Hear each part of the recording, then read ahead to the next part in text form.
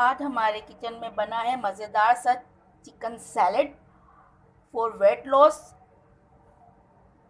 तो चलें देखते हैं कैसे बना है। बिस्मिल्लाहिर्रहमानिर्रहीम, अस्सलाम वालेकुम व्यूअर्स। तो आज हमारे किचन में बन रहा है chicken salad for weight loss.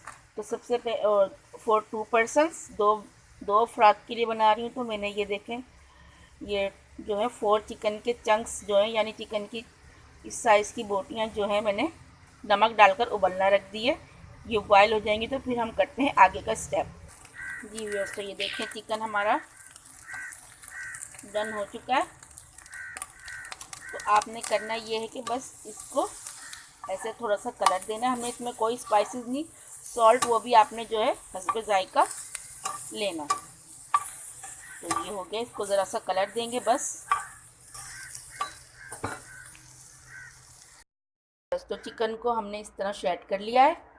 तो अब हमने लेना है एक छोटा सा प्याज, चुना मुन्ना सा इतना बड़ा, बंद गोभी इतनी, एक अदद खीरा, एक अदद छोटा सा टमाटर, एक लेमन, हरा धनिया और ब्लैक पेपर, काली मिर्च और नमक हस्बे जायका। तो चले अब इन सब सब्जियों को कर लेते हैं हम कट।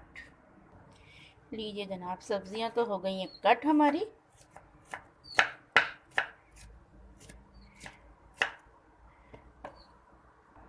तो चले अब इन सबको करते हैं हम बाउल में शिफ्ट।